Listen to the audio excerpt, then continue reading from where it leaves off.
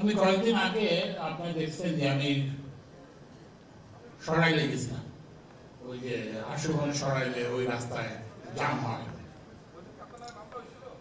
তো ওখানে যে যেটা দেখলাম যে আসলে এই যে সড়কের জ্যাম এবং যে হয় দুর্ঘটনা হয়, এইটা প্রধান কারণ হচ্ছে যে ড্রাইভাররা প্রশিক্ষণ প্রাপ্ত না। আপনারা হয়তো জানবেন যে আমি যাওয়ার 2 দিন পর থেকে আর ওখানে কোনো আর ট্রাফিক এখন আর কোনো নাই, কি বলে যে সড়কে আটকে যানজট নাই। তো আমি তো কোনো জাদুর কোনো কিছু নিয়ে যাই না, আমার হাতে তো কোনো জাদুর কাঠি নেই। তো ওখানে আমরা যেটা করেছি সেটা হচ্ছে যে সড়কে যে একটা শৃঙ্খলা, কতগুলো, যেমন ওখানে একটা 2 লেনের রাস্তায় যদি 4টা গাড়ি আসে, 2 দিক থেকে 4টা, 2টা দিকে 2টা, তাতে কেউ মুভ করতে পারবে না। তো ওই জন্য সড়কের জন্য সড়ককে নিরাপদ করতে হলে, সড়ককে যানজট মুক্ত করতে হলে প্রথম হচ্ছে যে আমরা প্রশিক্ষণ প্রাপ্ত ড্রাইভার, মানে সড়কে যিনি গাড়ি চালাবেন তিনি প্রশিক্ষণ প্রাপ্ত হতে হবে। এই জন্য আমরা এই যে ড্রাইভিং লাইসেন্স দেওয়ার যে পদ্ধতি, এটাকে সম্পূর্ণ আমূল পরিবর্তন করতেছে। এবং এই যে এখন যে ড্রাইভিং লাইসেন্স দেওয়া হবে, এইটার মূল হবে যে প্রশিক্ষণ। এবং আমরা যে নতুন এখন একটা কি যেন কমিটি আছে, এইসব কমিটি আমরা বাদ দিয়ে দিচ্ছি, যে ড্রাইভিং লাইসেন্স দেওয়ার এইসব কমিটি, এগুলো আমরা সম্পূর্ণভাবে বাদ দিয়ে দিই। তো তাহলে এখন নতুন কিভাবে আপনি ড্রাইভিং লাইসেন্স পাবেন? এটা যেভাবে ওই যে যেভাবে বললেন, অন্য দেশে যেভাবে মানুষ লাইসেন্স পায়। লাইসেন্স পাওয়ার প্রথম পূর্ব শর্ত হচ্ছে যে আপনাকে প্রশিক্ষণ প্রাপ্ত হতে হবে। তো এই জন্য আমরা বলেছি যে সামনে লাইসেন্স পেতে হলে আপনাকে 60 ঘন্টার প্রশিক্ষণ নিতে হবে, এবং এই প্রশিক্ষণের ব্যবস্থা আমরা করব। এবং আপনি যখন প্রশিক্ষণ নেবেন, তা আপনার তো আয় থাকবে না, সেই জন্য আমরা প্রশিক্ষণ একটা ভাতা আপনাদেরকে দেব।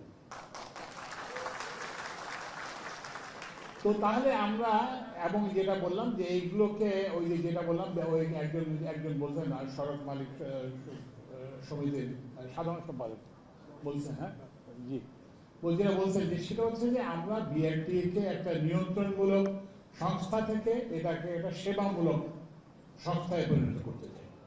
তো এখন ড্রাইভিং লাইসেন্স পেতে হলে আপনাকে কি করতে হবে? আপনি একটা প্রশিক্ষণ নিতে হবে কোনো একটা স্বীকৃত প্রশিক্ষণ কেন্দ্র থেকে।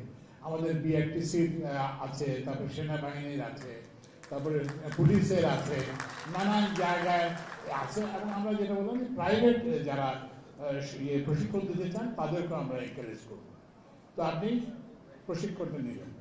প্রশিক্ষণটা হবে 2 ধরনের প্রশিক্ষণ। একটা হচ্ছে যে আপনি সড়কের যে সাইন টাইন, এগুলো যাতে আপনি বুঝতে পারেন। আরেকটা হচ্ছে গাড়ি যে চালনা করতে পারেন, এবং এটা একটা যান, এটা কিন্তু আপনি নিয়ন্ত্রণে রাখতে হবে। এবং এই যে সড়কে যে দুর্ঘটনা হয়, এটা নিয়ন্ত্রণে রাখতে না পারার কারণে হয়। তো সেটার জন্য প্রশিক্ষণ হবে। তারপরে আপনার হচ্ছে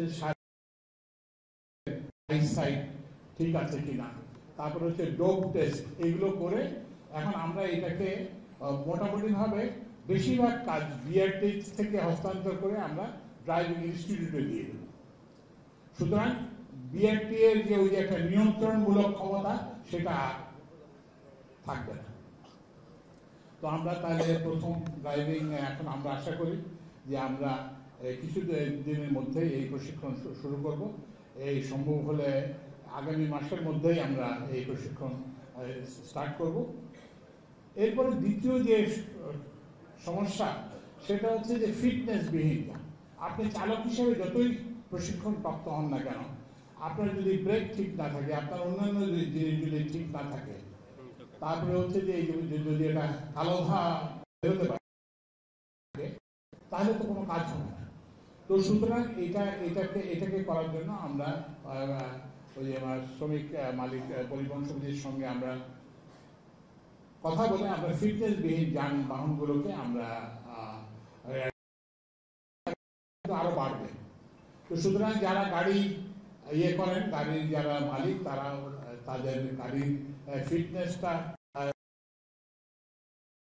এবং ফিটনেসবিহীন গাড়ি কিন্তু কোনো অবস্থাতেই চলতে দেওয়া যাবে না, কারণ এটাও কিন্তু ওই যে সড়কে যে দুর্ঘটনা, এটা একটা অন্যতম কারণ।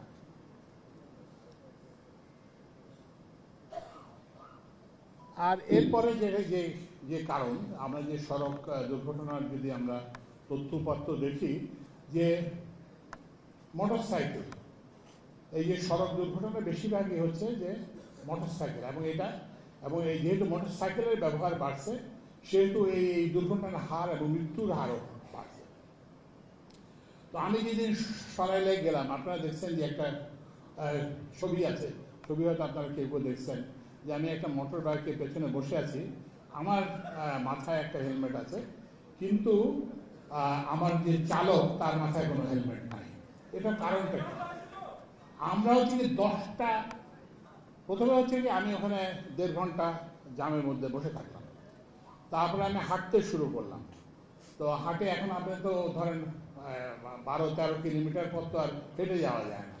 তারপরে আমি বললাম যে ঠিক আছে, আমরা মোটরসাইকেলে যাব।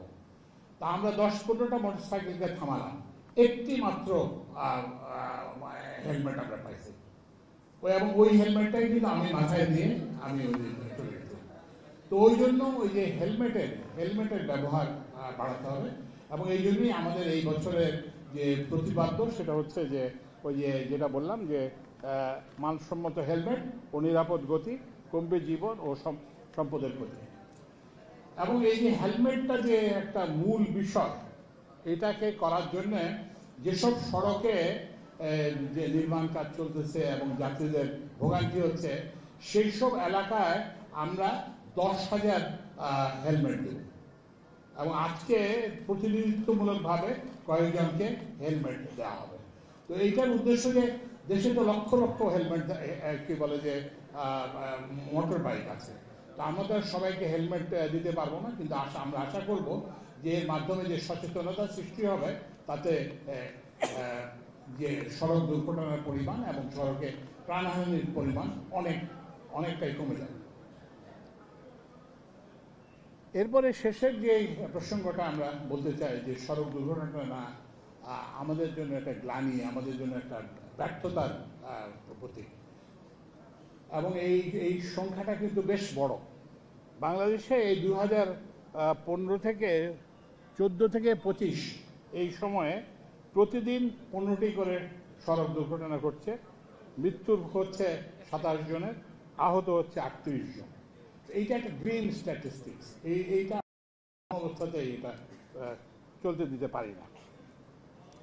এবং সাম্প্রতিককালে যে বললাম যে মোটর বাইকের ব্যবহারের বাড়ার কারণে এই দুর্ঘটনার সংখ্যা সাম্প্রতিককালে আরও বেড়েছে। তো এখন দুর্ঘটনা যখন হয়ে যায়, তখন তো একটা পরিবার নিঃস্ব হয়ে যায়, পরিবারের আয় উপার্জনের মানুষটি যখন চলে যায়, তখন তো পরিবার নিঃস্ব হয়ে যায়।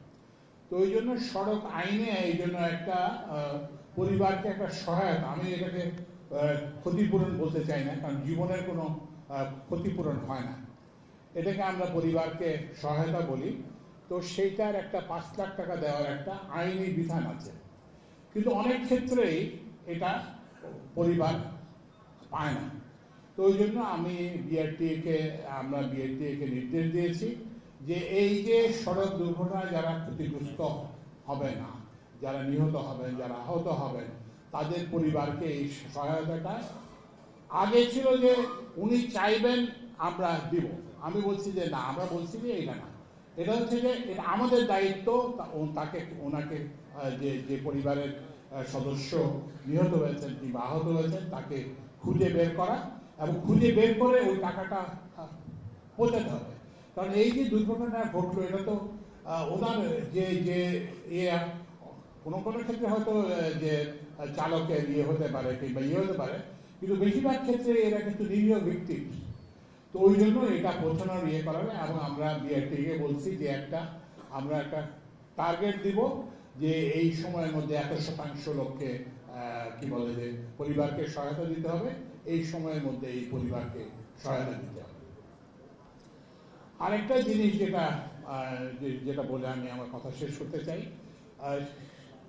সেটা হচ্ছে যে এই যে সড়ক যে ব্যবস্থা আমাদের যে মহাসচিব যেটা বললেন, যে এটা কিন্তু একটা কি বলে যে কালেক্টেড অ্যান্ড কোঅর্ডিনেটেড এফোর্টের প্রয়োজন। এটা যদি শুধু সড়ক বিভাগ যে করবে সেটা না, এটার সঙ্গে সবাইকে করতে হবে। আরেকটা জিনিস আমি এর আগে আরেকটা কথা বলতে চাই, সেটা হচ্ছে যে আমাদের একটা নিরাপদ সড়ক প্রকল্প, বিশ্ব ব্যাংকের প্রতিনিধিরা এখানে আছেন, আমরা বিশ্ব ব্যাংকের প্রতিনিধিদের সঙ্গে এটা নিয়ে কাজ করছি। যে ওয়ার্ল্ড ব্যাংকের যে প্রজেক্টটা আছে সেখানে কতগুলো কম্পোনেন্ট আছে। আপনারা জানেন যে কতগুলো নির্দিষ্ট জায়গায় পরপর হচ্ছে, সড়কে দুর্ঘটনা হচ্ছে, প্রাণহানি হচ্ছে, মানুষ আহত হচ্ছে। তো এই যে বিশ্ব ব্যাংকের যে সমর্থিত যে প্রকল্প, সেই প্রকল্পের আওতায় আমরা সেসব জায়গায় সাইন, ওই যে ঝুঁকিপূর্ণ এলাকায় এখানে সাবধানে গাড়ি চালান, এগুলো লাগানোর ব্যবস্থা করেছে। মহিন, এটা হয়ে গেছে না? আরো আচ্ছা, এটা ক্রমান্বয়ে হচ্ছে। আরেকটা হচ্ছে অনেক সময় দেখা যায় যে গাড়ির রাস্তার অ্যালাইনমেন্টের কারণে এই সব দুর্ঘটনাগুলো ঘটে। তো আমরা সেই অ্যালাইনমেন্টগুলো আমরা ঠিক করতেছি, বিশেষ করে এই দুর্ঘটনাপূর্ণ এলাকায়। যেমন প্রথম আলোর একটা রিপোর্টে আমরা দেখলাম 21টা জায়গা আছে যেখানে ক্রমাগতভাবে দুর্ঘটনা ঘটতেছে, এবং এইসব দুর্ঘটনার স্থানগুলো চিহ্নিত করে এগুলোর যদি অ্যালাইনমেন্টের সমস্যা থাকে, এগুলোর অ্যালাইনমেন্টের সমস্যা আমরা দূর করতে চেষ্টা করব, এবং এখানে যেটা সতর্কতামূলক যে চিহ্নগুলো সেগুলো আমরা দেব। দ্বিতীয় যে কম্পোনেন্টটা আছে সেটা হচ্ছে যে পুলিশের জন্য এই প্রকল্পের আওতায় কিছু যানবাহন দেওয়া হবে। কারণ আপনি দেখবেন যে আপনি যদি বিদেশে গাড়ি চালাতে যান, আপনি দেখবেন যে হঠাৎ করে একটা সাইরেন বাজতে বাজতে একজন আপনার এসে আপনার গাড়ি থামানো, এবং গাড়ি কিন্তু সব জায়গাতেই সবারই কিন্তু ওই যে প্যাডেলে একটা চাপ দেওয়ার প্রবণতা থাকে। পার্টিকুলারলি আমি যখন তরুণ বয়সে গাড়ি চালাতাম তখনও কিন্তু ওই যে একটা থ্রিল ভাব, একটা যে আনন্দের ভাব আসে যে একটু জোরে চাপ দিলে। তো এইটার একমাত্র নিয়ন্ত্রণের উপায় হচ্ছে যেটা বললাম যে নিয়মিতভাবে সড়কে যাতে যে আমাদের হাইওয়ে পুলিশের প্রতিনিধিরা আছেন তারা এটা কিন্তু করতে হবে, এবং এগুলো করেই কিন্তু নিয়ন্ত্রণ করা হয়। আর আমাদের তো সড়কের যেটা সমস্যা, যেটা আমাদের চিফ ইঞ্জিনিয়ার বললো, যে আমাদের এখানে সড়কে বিভিন্ন গতির যানবাহন চলে, এবং সড়কের মধ্যে হাট আছে, বাজার আছে, নানান কিছু আছে। তো ওই জন্য আমরা এই গতিসীমাটাকে নিয়ন্ত্রণ করার জন্য এখন ওই যে নতুন প্রযুক্তি আমরা ব্যবহার করতেছি, এবং এই যেটা বললাম যে যারা স্পিডিং করতেছেন তাদেরকে চিহ্নিত করা হচ্ছে এবং তাদেরকে বিরুদ্ধে ব্যবস্থা নেওয়া হবে। আমাদের উদ্দেশ্যটা শাস্তি দেওয়াটা আমাদের উদ্দেশ্য না, আমাদের উদ্দেশ্য হচ্ছে যে নির্ধারিত গতিসীমার মধ্যে যাতে গাড়ি চালানো হয়। তৃতীয় যে জিনিসটা আমরা বিশ্ব ব্যাংকের প্রকল্পের আওতায় যেটা করতেছি, তো সেটা হচ্ছে যে দুর্ঘটনা যদি ঘটে যায়, অনেক সময় হয় কি যে মানে রোগীকে হাসপাতালে নিতে বিলম্বের কারণে প্রাণহানি হয়। তো এইটা কমানোর জন্য আমরা এই প্রকল্পের আওতায় কতগুলো অ্যাম্বুলেন্স দিতেছি, যেগুলো হাইওয়েতে থাকবে, যাতে করে দ্রুত আহত এবং ব্যক্তিদেরকে হাসপাতালে নিয়ে যেয়ে তাদের জীবন রক্ষা করা সম্ভব হয়। তো আমরা আশা করতেছি যে আমরা যেসব পদক্ষেপগুলো নীতিগত এবং যেসব প্র্যাকটিক্যাল সার্ভিস প্রোভাইড করতেছি, আমরা সবাই আশা করব যে সড়ক দুর্ঘটনার হার কমে আসবে, এবং এইটার জন্য যেটা বলতেছিলাম যে সবার সচেতনতা দরকার। শুধুমাত্র যদি সড়ক বিভাগ কিংবা সরকারি কর্মকর্তারা চেষ্টা করে, বিআরটি চেষ্টা করে, তাহলে কিন্তু সড়ক দুর্ঘটনা কমানো সম্ভব না। এই জন্য যারা ওই যে নিরাপদ সড়ক আন্দোলন যারা করতেছেন, শ্রমিক মালিক সমিতি যারা আছেন, তারপর হচ্ছে বিশেষ করে